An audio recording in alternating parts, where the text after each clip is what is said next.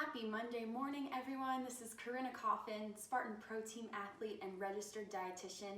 And this morning, it is all about the sweet potato pancakes. I'm going to show you all how to make pancakes using two simple ingredients. Right here, we have cooked sweet potatoes and eggs. So here's how we get started. I cooked these last night because we wanted to shorten the cooking process, of course, this morning. But it helps to have them cool down because it makes it easier to peel. We're going to peel the skin so it's a little bit of a smoother consistency for our pancake.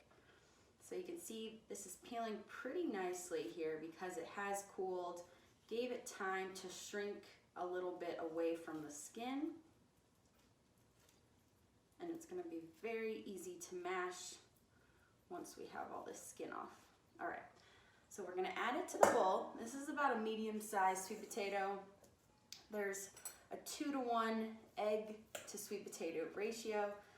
You can absolutely blend this in your blender instead, or a food processor, but I have chosen just to use a fork. I made a batch earlier, as you can see, and they came out actually really well. You know, if you did want a smoother consistency, or you were trying to hide the fact that they were sweet potatoes from your kids, maybe the blender would be a good option. So you can see it's blending up really easily with the fork here. And we'll continue to mix it with the eggs once we add those in. All right, so 2 large eggs, again, per large or medium sweet potato. I'm gonna crack those in here. And this is such a great recipe, not only because you're using the sweet potato instead of your flour, you're also, because how sweet it is, you're also using less sugar in the recipe. Actually, the recipe doesn't call for any sugar unless you want to add the maple syrup on top, which is a nice addition, but it's nice to have a sweet batter that's naturally sweet from the sweet potato. So I've added my egg. I'm going to switch over to my whisk for a little bit of an easier mixing process here. And you can add in a bunch of different things here if you want. Some recipes called for oat flour, or just oats in a blender and add them to it. So you can absolutely do that. This one was a great recipe because it was so simple, and 2 ingredients is always nice to use. I am going to spice it up a little bit here. Using the cinnamon in just a second, and a little bit of sea salt. I think it's gonna bring out, I'm a sweet and salty girl, so I think that it'll be a nice addition to add the salt and cinnamon together. All right, so I'm just winging it. Little dash of salt, little dash of cinnamon.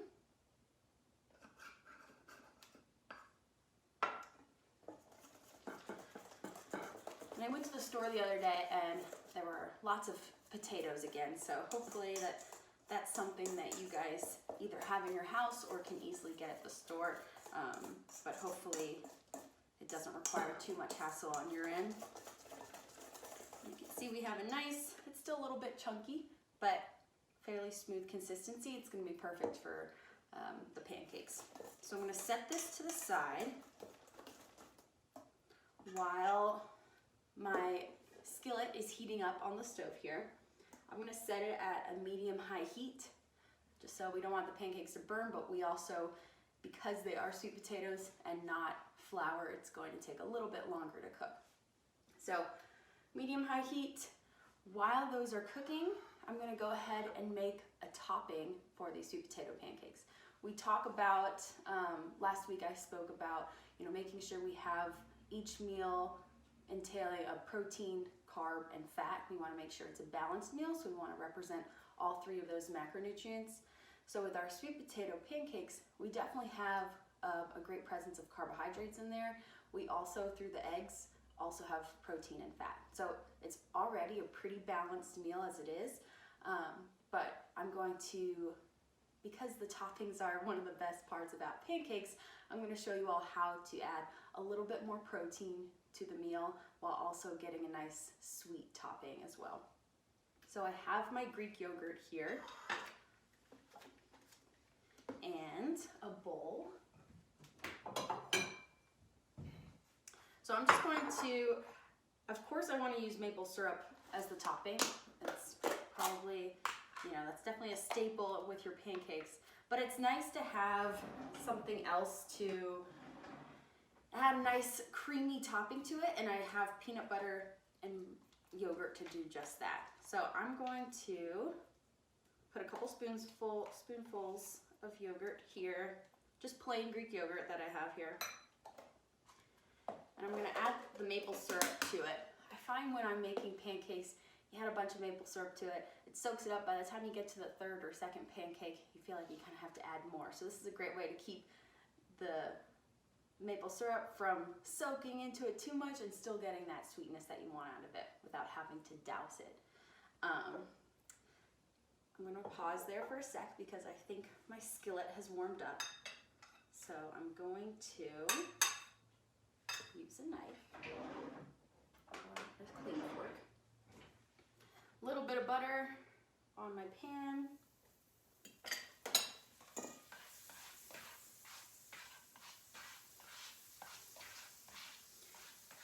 And I'm just gonna switch over to this 1/3 cup scooper just to make some somewhat round pancakes instead of smacking it on the pan with my fork.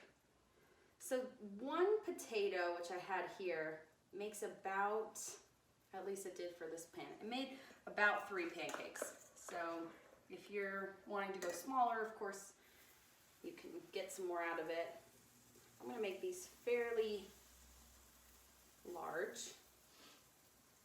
You'll see you kind of have to use your fingers or some kitchen tools just to make them sit a little bit lower, give them a nice kind of pat down so they're not too round in the pan.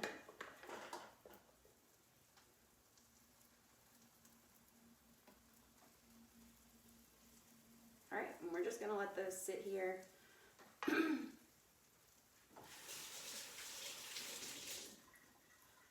So these pancakes will cook for about 3 minutes per side.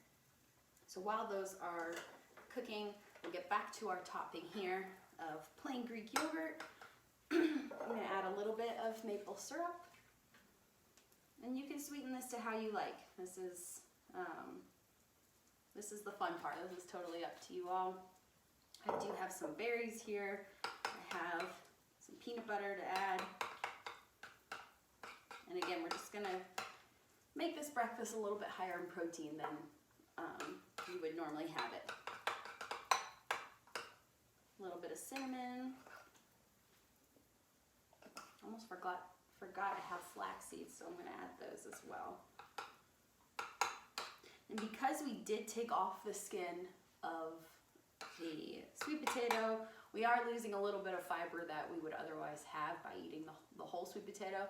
So in that case, I think flaxseed and chia seed is another great addition to add more fiber to our breakfast, which is going to help keep us feeling fuller for longer and also give us some really healthy fats as well as protein.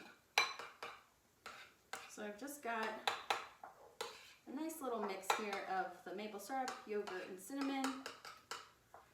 I'm going to put a little dollop on top of each pancake.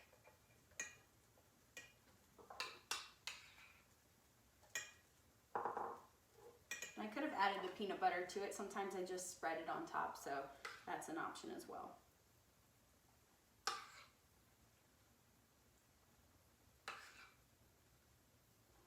And finally, we have our berries to add on top.